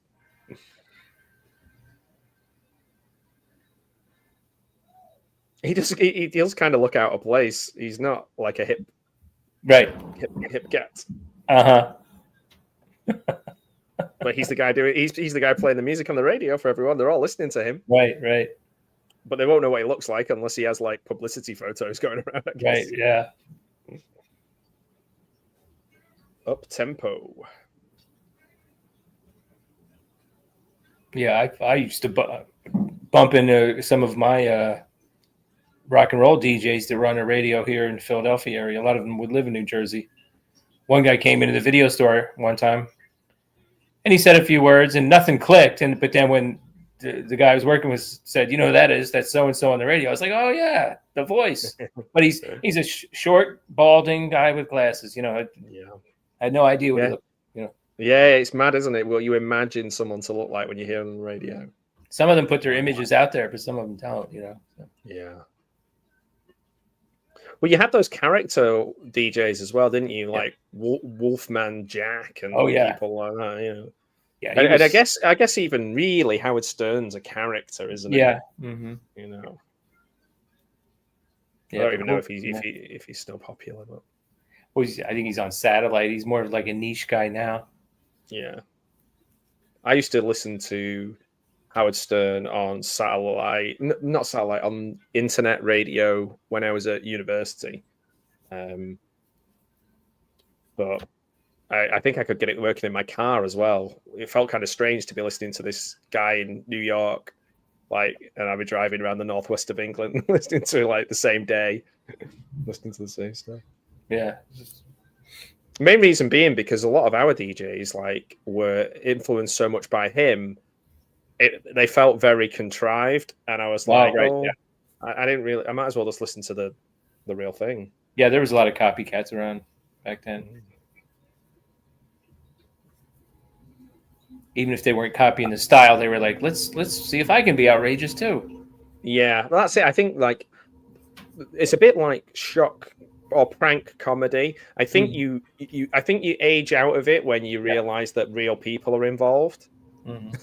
And you feel kind of like sorry for the victims of these things, and you go, "Oh, maybe I can't enjoy it as much." And when you're younger, I guess you're kind of like, "Oh man, that's so funny, that's so outrageous, it's so transgressive," you know. Now, do you think today they would have a scene like this go on as long? I don't know. I was just thinking the only place you could see something like this is in like a James Bond. Yeah, okay. Like a Daniel, I could see Daniel Craig walking around a jazz Mhm. festival for 15 minutes. But it would be like maybe somebody chasing him or following him, not just True. Yeah, establishing. Like, I mean, they're just pretty much showing the music here. Like, Yeah, that's true. we learned that the roommate's moving out. That's, we've like learned a small little thing about the plot. That's a good point. And Yeah, I there's think- a I lot of think this it- is like Clint likes jazz. Yeah, that's it. It's pretty much Yeah. you're gonna see it because Clint likes jazz. But That's fine. I mean that does work as well. It does set up the Yeah, world of, and you, like, this is what I say. Some films, they do benefit from being longer, and Yeah. some don't. You know, some of them. It depends if you're filling and padding stuff out, or Right. if it adds to the world of what you're watching. and it is interesting to see a little snapshot into that time era. Yes. Period.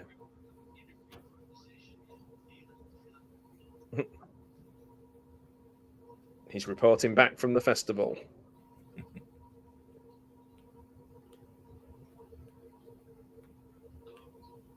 Play Misty, Dave. Oh shit. Oh boy. Mm.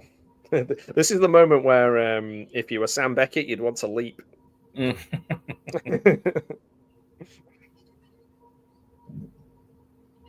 I'm afraid she's got to die before you've got to leap, Sam.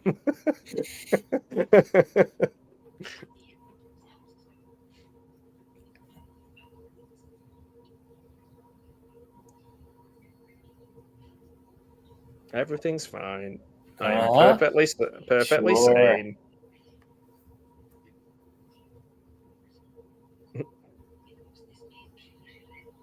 Ooh. To be Yeah, and I loved. guess having that long interlude there without her, when Yeah. she comes back, then you're like, oh, Yeah, that's true. It's lulling us into, Yeah, she's right. gone. Even he was lulled. Yep. We were all lulled.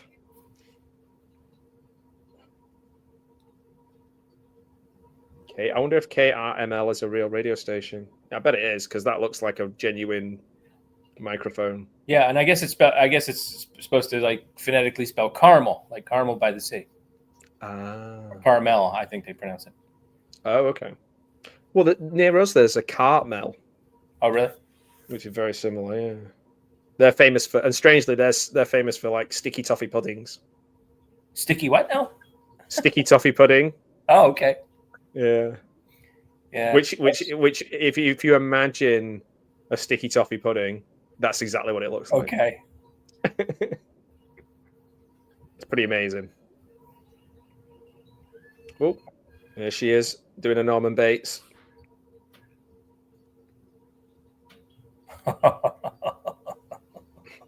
He's lost it. You're losing it, Dave. Pull yourself together, Dave.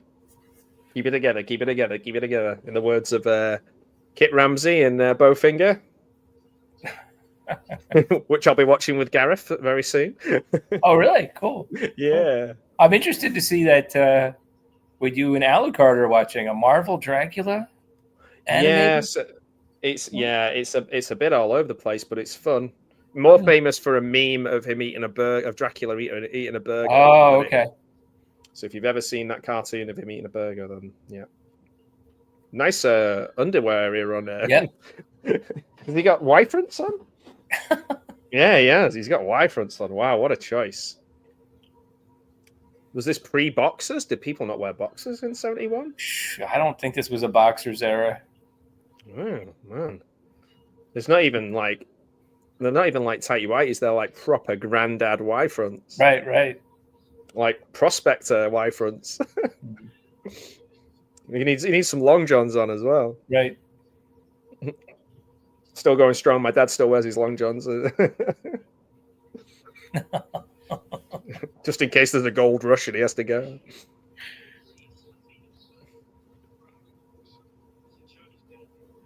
I like that lamp. That's a cool lamp. Yeah, it's pretty cool. Yeah. I don't like a lot of the decor that choices, like the giant pig picture.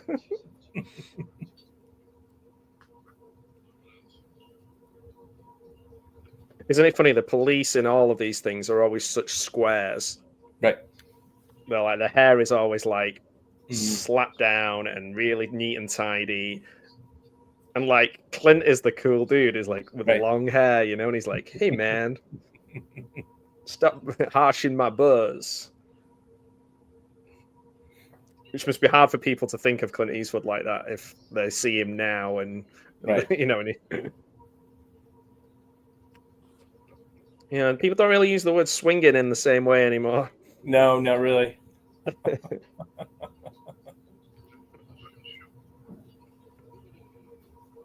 Swinging joint.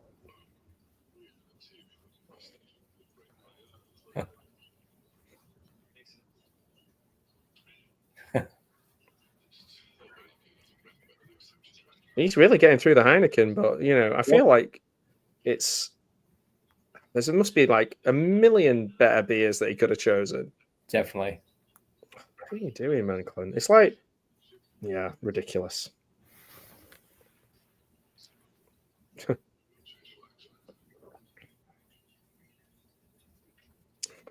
I don't know if changing the locks is going to stop her. No. She's like the Terminator.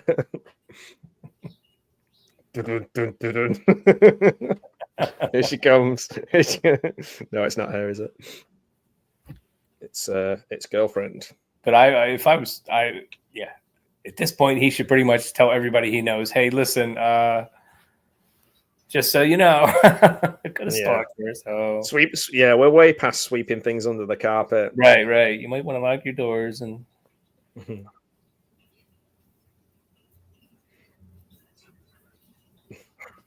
How are you? I'm just brooding on this rock.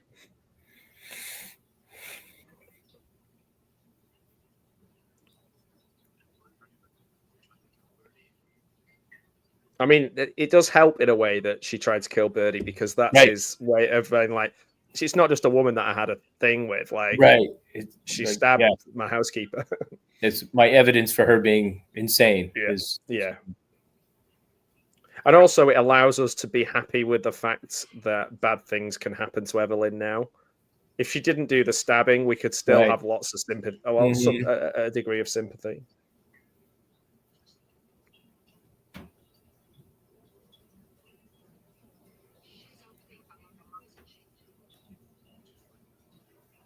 I think his hair looks really cool in this. Yeah. I wish my hair just naturally did the things that some people, their hair just naturally does something, and it's like, yeah, it's that's fine, that's my hair today. If it was me and I just went, I just look like Marge Simpson.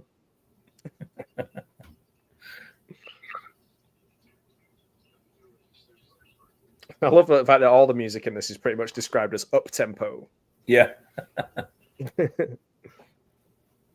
You know, I wonder if his career would have been different if his hair started to recede, you know, like his buddy Jeffrey Lewis, you know, going bald to like earlier. But because he had a pretty good head of hair, like all the way through like Bridges of Madison County, you know.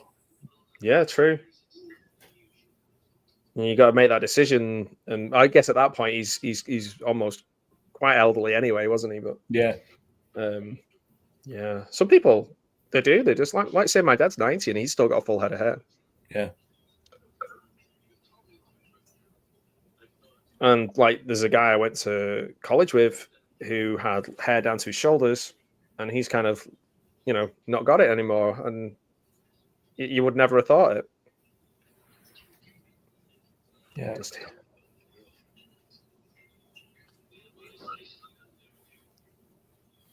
I do think it's quite cool, the setting, because it's kind of like they're bouncing from these little houses to houses, and it's Like, it's not like they get on a highway and drive in a straight line and go, it's like Right. everything's kind of dotted about. It's almost like the same kind of thing I quite like about Magnum, where all of the locations are really interesting and dotted about the island. I know they're not on an island, but it does kind of feel like he's on an island. Right. And the girlfriend, she's lives in an isolated place, which is makes it a little trickier, a little scarier if someone's after you. Oh, totally. Being out in the woods is very scary as well. If you're, as we know from In a Violent Nature and Friday the 13th. Yep. She's quite nice. She plays the girlfriend quite well. She's not like a wet lettuce, and she's not got nothing about her. She's got a bit of personality, and you can understand why he likes her and their relationship, which she hasn't had a lot to do. Right. Yeah.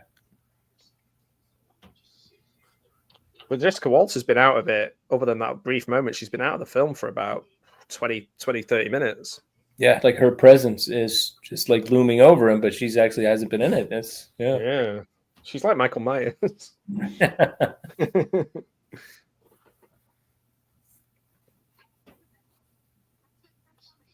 What is it? My dog is doing her version of stalking me right now. She's doing this. She's just staring at me. Oh my gosh. She's just like, yeah. Listen, I know I don't want any trouble. She's like, yeah, well, she's called You can play Marcy for me. Yeah, she play with this toy, or else I'll make your life hell.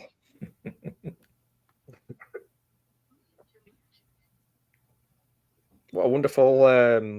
I don't know actually. I can see what she's trying to do with that painting, but it doesn't quite capture him. Like, I couldn't see him doing that pose in any single movie I've ever seen. Yeah. Maybe in Where Eagles Dare, if he's looking up at the mountain. Like, Well, the face isn't. I don't know. The face is a bit more full, I think, than his actual face. He's got a bit of thinner. Oh, he knows who she is now. Uh-oh. She knows who she is. Uh-oh. Oh. And her shadow is cast over him. That's quite. Yeah. Like a shadow looms large.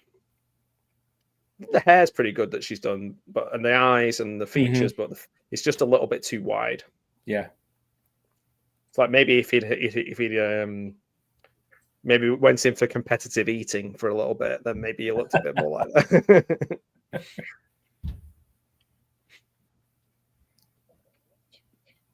Get you dumb.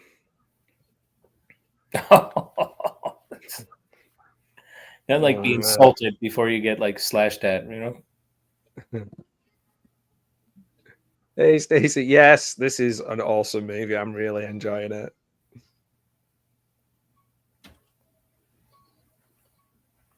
The jazz works quite well with the whole film. It ties in quite well. Yep. And here we have an Edgar Allan Poe reference. She says a line, doesn't she? She says something from Poe earlier on. Yeah, and he missed it, and then the police captain was trying to get him to remember, and he's like, I forgot. So yeah, man, I have a lot of things to think about. He's more of a jazz guy, not a Poe guy. So. Exactly. What favorite scene? Well, I don't know. What about you, Dan? Oh, I don't know. I like that restaurant scene. That yes, I did like that whole restaurant scene. Yeah, some of the lines she says. Yep. That encapsulates the whole film, really, doesn't it? Pretty much, yeah. I think I might agree with you on that. The trashing of the house and finding her is quite. Because she's still very rarely do you go back to somewhere where a house is trashed in a film and the person's still there doing it. Right. Well, that's quite interesting, but I think I agree with you. Get it on the old reel to reel.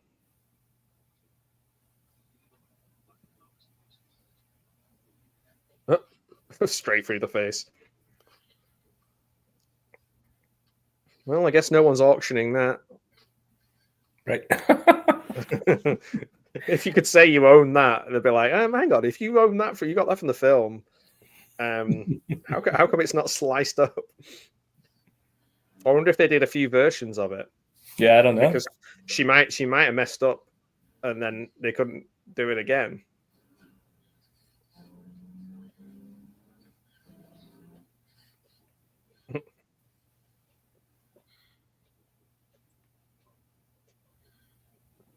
I forgot. I'll see. How you doing? Oh, it's okay. Sit tight. Oh dear. What a predicament. Mm-hmm.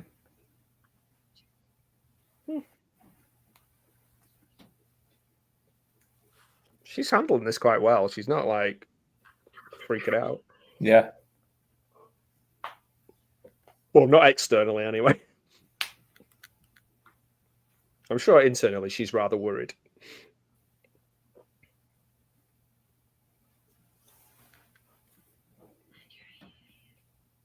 Yeah, pretty hair.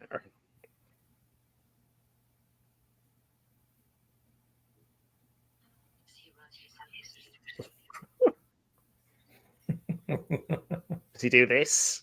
Do you like this? When I do this?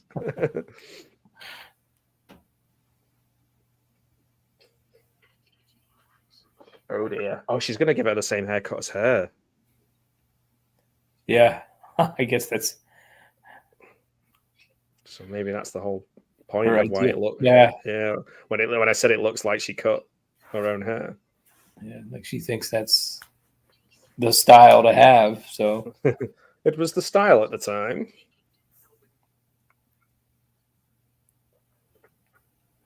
So this is the whole idea. The whole thing is basically I'm playing this tape and I'm going to go and do what though? Do you know what I mean? Like what?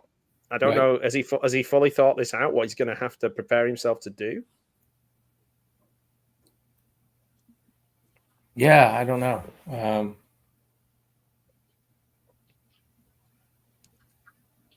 Because that's a sliding doors moment. That's like, I'm going to kill this woman. Or I guess he's got the police involved, hasn't he? Yeah. So he's not saying like, this is just down to me and her. I'll deal with this myself, like often heroes do in these films. Yeah. Ooh, is this in your Clint top 10? It's definitely in mine. I'm not sure. I've watched 10 Clint films, so I don't know. Top 10. Have. Well, that's something I want to do. Start on my channel this year. I want to start rewatching Clint's films and reviewing them and kind of ranking them. But I'll say tentatively, it could be. Yeah. Certainly. It'd probably be in mine. But like I say, I think off the top of my head, I'd struggle to think of 10. So, for example, films like Gran Torino, I wasn't that taken with. But like some of the ones I like are maybe ones that are not universally seen as his best. Right. But I like this one a lot. Oh dear. She's got quite a body count compared to a lot of people in these kind of films. This would be one of those where a real pedantic person would be like, and then she stabs him with the scissors. And they'd be like, oh, actually, it's a scissor. You'd be like, oh, cheers, thanks for that. Thanks.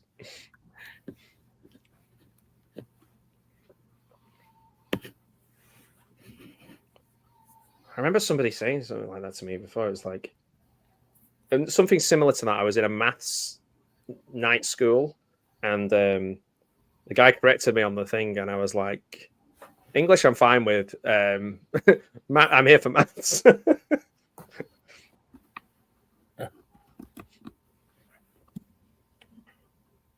Yeah, I think my interest in sort of pedantry and noticing very little mistakes and little mistakes in language and film and things like that. I don't. If it feels good and it looks good, then I'm happy. Right. Yeah.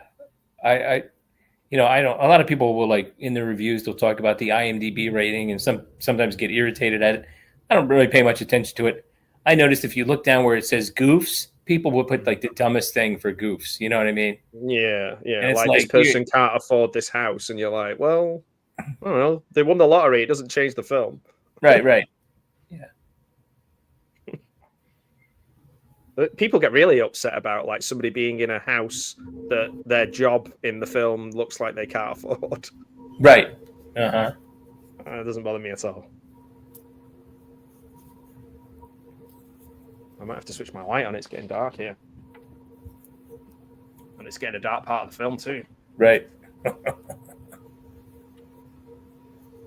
got a little light, but there we go. Sorry, Marcy. I got the dog all excited.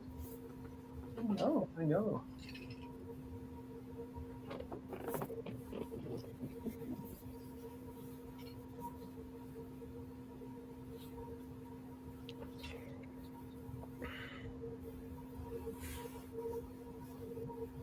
It's been a good build-up, though. I think you're right with her not being on screen a lot as much. Yeah, it was the right choice. If we just saw her like Rambo building an arsenal of weapons, having everybody, just taking people out, some movies, hacking away. Some movies would have added like a nosy neighbor who's only there to get like, slap cut or something, Yeah.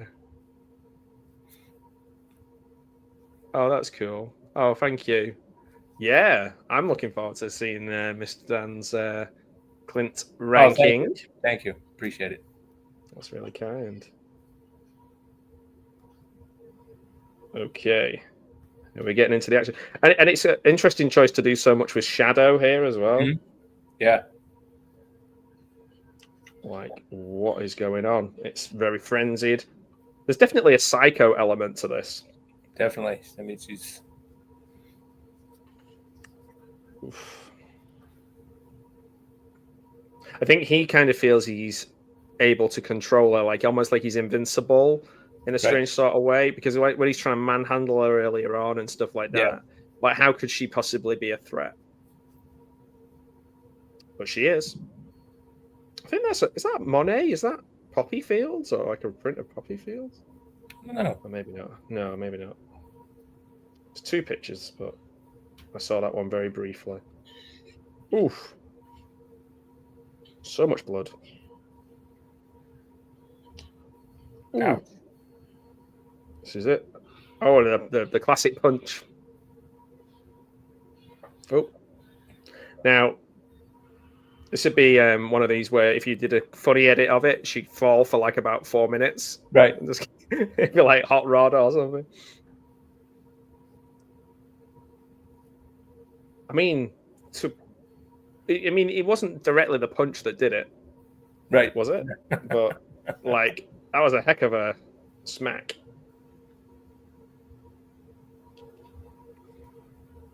First thing I'd do is I'd pull the curtains back, just get a bit of light in there and see what's going on.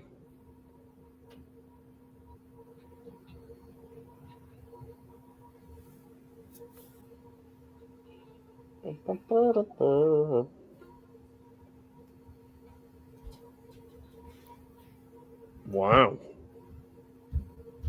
I wonder how many people watching this for the first time were expecting that. No. Yeah, I don't know. Like, wow. It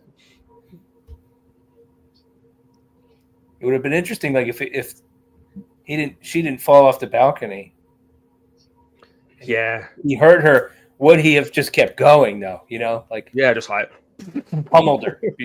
Yeah. I don't know. I'm pretty sure he would have given her a few extra ones. For sure. Yeah. It'd have been like right turn, Clyde.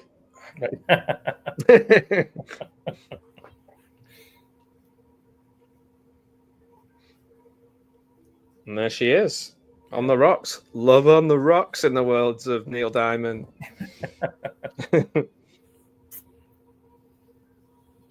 And then the really strange titles after you've seen something so violent as that. It's like a fun beach party kind of. Right, yeah. Yeah, usually they went for the red, not the green, but Yeah, I like it. It's different. Uh-huh. In a way, it makes me think more giallo, because sometimes they yeah. do strange choices Just with the colors and everything. Yeah. Yeah, that's cool. I might do a little bit more reading into this film and kind of find out some of the stuff. But I imagine a lot of the things he did, a lot of the choices he did were just like instinctive and Yep. quite quick, you know? Yeah. And like he probably hasn't talked about it a massive amount. Right. It's a movie I made. Right. So yeah, I might not find out a lot. Oh man, that was good fun. I enjoyed that. Yeah, definitely. Man. I know, isn't it interesting the words that they give, like the keywords that they give on things? So Amazon classifies this as emotional, sensual, drama, and suspense. Well, there's one sensual part, I guess, you know. I guess. She's definitely emotional. Yeah, she's emotional. Yeah. There is some suspense. I would say there's some horror in there as well. Definitely. Oh, yeah.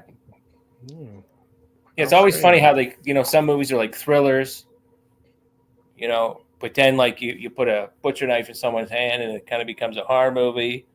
Yes. Or do they have to have a knife and a mask to make it a horror movie? But plot structure, a lot of times, it's essentially the same type of movie. Exactly. Yeah, yeah. I mean, there's more slashing in this than in some slashes I've seen. Yeah, definitely. It's a lot of slashing. I mean, yeah.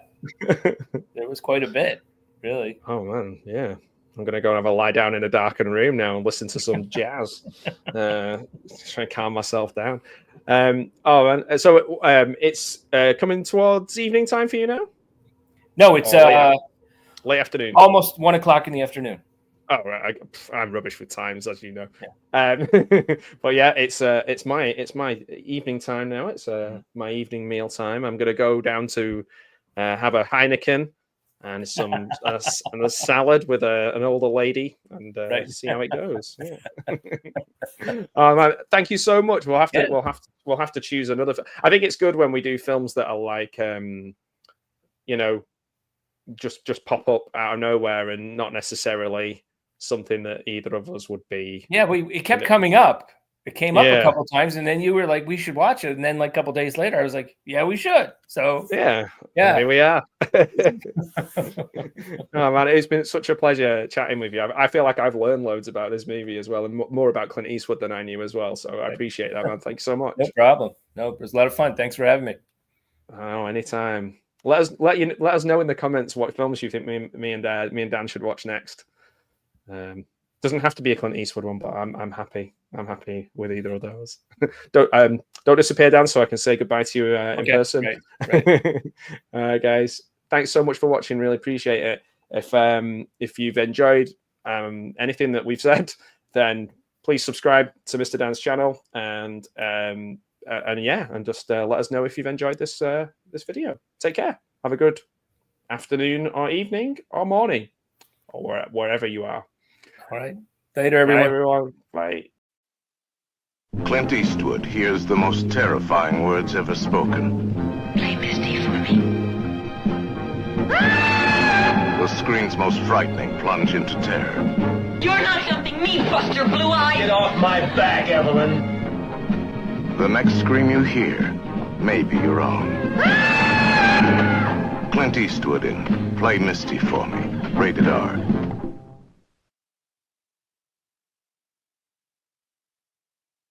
For Clint Eastwood, an invitation to terror. Play Misty for me.